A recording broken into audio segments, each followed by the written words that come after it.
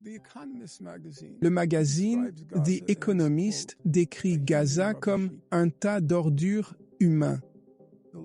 Le principal responsable de l'ONU sur Gaza l'a décrit comme une décharge toxique.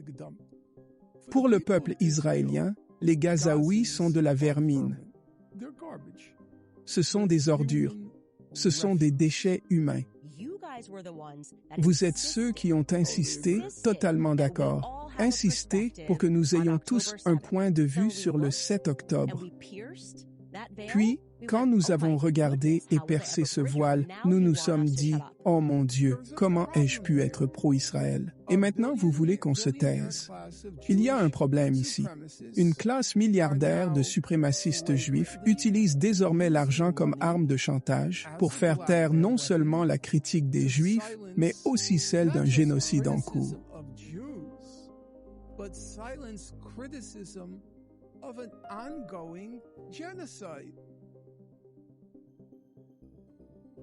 Je sais que beaucoup parmi vous se posent la même question que moi. Pourquoi est-ce que Bibi Netanyahu est toujours Premier ministre de ce pays depuis toutes ces années, malgré tout ce qu'il a fait subir à ces pauvres enfants, à ces pauvres femmes, à ces pauvres jeunes, depuis qu'il est au pouvoir, et il ne bouge jamais. Plein de gens disent qu'il partira, et il partira, et il part jamais. Pourquoi? La réponse, grâce à Candace Owens et Norman Finkelstein, vous aurez la réponse. Ne zappez pas cette vidéo parce que vous allez apprendre des choses que vous n'aviez jamais entendues auparavant. Les images. Vous avez dit que les Israéliens détestent Netanyahou. Je ne pense pas du tout que ce soit vrai. Netanyahou est le premier ministre le plus ancien de l'histoire d'Israël. Si vous suivez ça comme moi, et vous n'êtes pas obligé, ce n'est pas votre domaine, tous les quelques années, il rapporte. Netanyahou s'en va. Netanyahou s'en va. Netanyahou est fini. Netanyahou est fini. Non, il ne l'est pas. Et vous savez pourquoi? Parce que c'est un suprémaciste juif odieux et narcissique. Et c'est ça la société israélienne. Suprémaciste, juif, odieux et narcissique. Quand ils le voient, ils se voient d'eux-mêmes. Donc il peut y avoir des querelles sur telle ou telle question, mais au final, ils votent pour lui parce que Netanyahou n'est pas seulement le visage, il est la réalité de la société israélienne.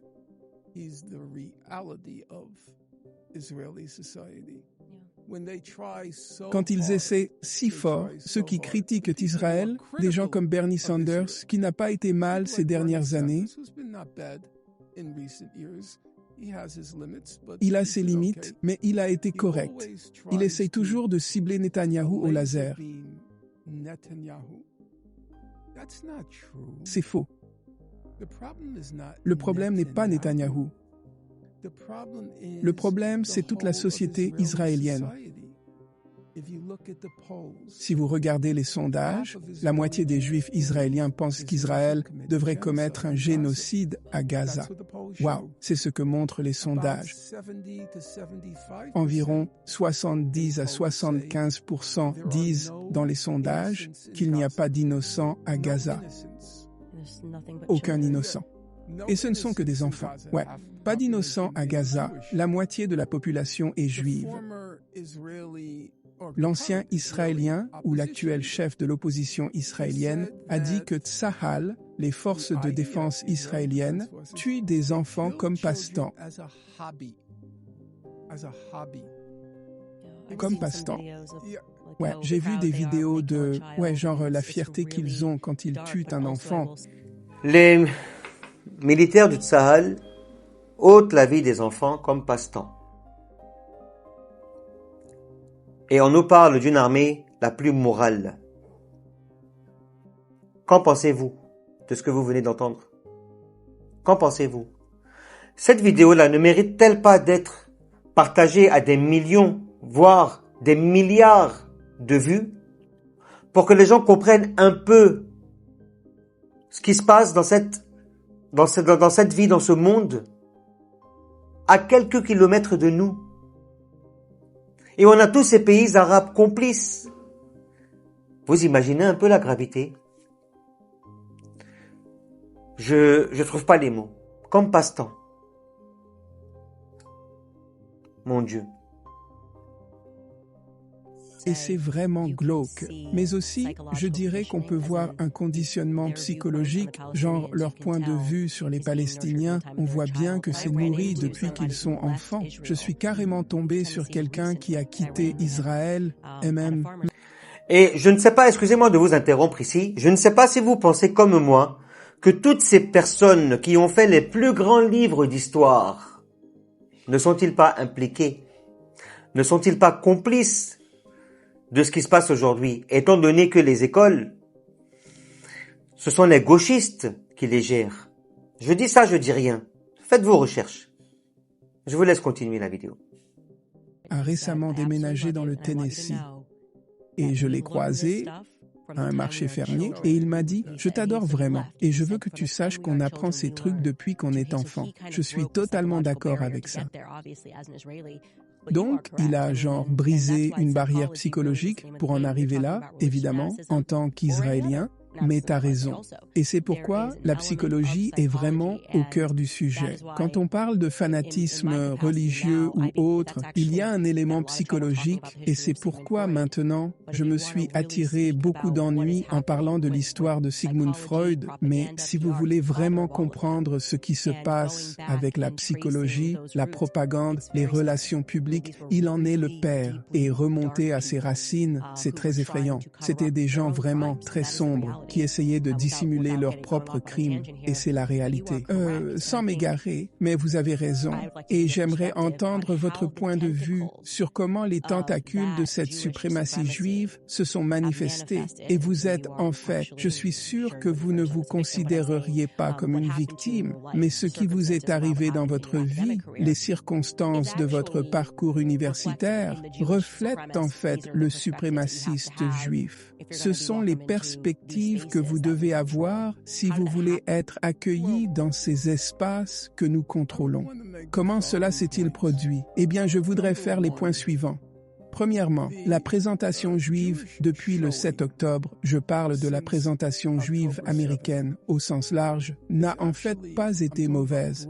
Je suis en fait très surpris. Donc, par exemple, quelqu'un m'a envoyé, le dernier sondage du Washington Post révèle que 61% des Juifs américains disent qu'Israël a commis des crimes de guerre à Gaza, 40% disent qu'Israël y a commis un génocide, environ la moitié s'oppose à ce qu'Israël fait à Gaza. C'est un peu environ 10% de moins que les Américains en général, mais c'est pas mal, et on devrait le reconnaître. Et je le dis tout le temps dans mon émission. Je dis, c'est important de le reconnaître. Non seulement ça, parce que j'ai grandi à Stamford, Connecticut, donc j'ai grandi dans un quartier très juif. Et je dis toujours, ce ne sont pas les Juifs avec qui vous êtes allés à l'école, vous voyez? On parle de ces centres de pouvoir DC. Tout à fait d'accord, Hollywood. Et donc, quand on lit les infos, on dirait que tous les Juifs ont cette perspective. Ouais, ce n'est pas la réalité. Je vais te dire, Candace, je te suis reconnaissant de dire ça. Même, je crois que c'est factuellement exact. Ouais, si vous vous souvenez des premières manifestations contre le génocide à Gaza, les plus importantes ont été menées par des Juifs à Grand Central Station. Je me souviens de la Statue de la Liberté. C'était profondément émouvant et ils étaient très actifs. Les étudiants juifs étaient très actifs dans les campements et même à travers le pays. Ils l'étaient, et ils n'ont pas eu la même visibilité dans les médias. Ils ont essayé de l'étouffer, mais c'était là. Et c'est important de le dire, mais dans ce contexte, alors que je dis que les résultats des sondages ne sont pas mauvais, à mon avis, dans ce contexte, vous avez utilisé le mot « hubs ». C'est un fait et il faut, à mon avis, l'admettre car cela a de vraies conséquences. Il y a une classe de milliardaires suprémacistes juifs qui exercent un énorme pouvoir et une force considérable en public. et en coulisses. Donc, je vais passer en revue quelques exemples. Puis-je vous en donner un? Bari Weiss devient présidente de CBS News, où je vous dis, je veux dire, si elle passait réellement un test de QI. Oui, c'est ce qu'on appellerait en dessous de la moyenne. J'appellerais ça, et j'y reviendrai, j'appellerais ça du favoritisme suprémaciste juif.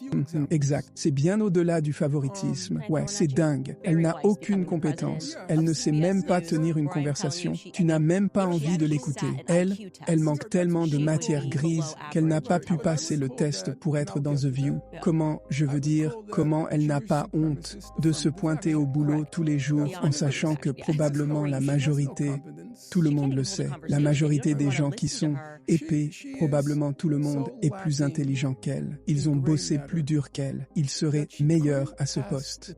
Et tout le monde te regarde en se disant, c'est une embauche par favoritisme. Et j'appelle ça les enfants de B'nai Brit et les gens qui lisent les bouquins que je lis. Manlins en apprendront un peu plus là-dessus. Mais elle, c'est tellement évident. Elle a fait 1 an à l'université de Tel Aviv. Elle fait partie du club, donc elle était dans le club depuis toute jeune. Elle y est née. Elle a mené la campagne à l'université Columbia quand elle était étudiante pour essayer de virer les profs critiques envers l'État d'Israël. Elle a perdu cette bataille, mais maintenant elle est clairement une mentor. Moi, je mourrais de honte si je me pointais tous les jours, et que tout le monde savait que j'avais rien à faire là. Mais genre, papa a passé un coup de fil, ce genre de truc. Vous avez compris un petit peu les enjeux, les coulisses, ce qui se passe sous les tables, les manipulations, afin de mettre qui vous arrange, qui vous voulez, qui pourra défendre vos objectifs. Quoi qu'il en soit, satanique, démoniaque, pas grave. Tant qu'ils sont là pour défendre vous, vos pensées, parfait. Vous avez les moyens pour miser à n'importe quel poste, mettre qui vous voulez. Voilà, messieurs, dames, comment est-ce que notre monde aujourd'hui est géré. Bref, j'ai pas trop de mots par rapport à tout ça. Je vous laisse me dire en commentaire. Si vous êtes arrivé jusqu'à maintenant, merci d'avoir suivi la vidéo jusqu'à la fin. Likez, partagez. Partagez. Le monde a besoin d'entendre ça. C'est très important. Salam.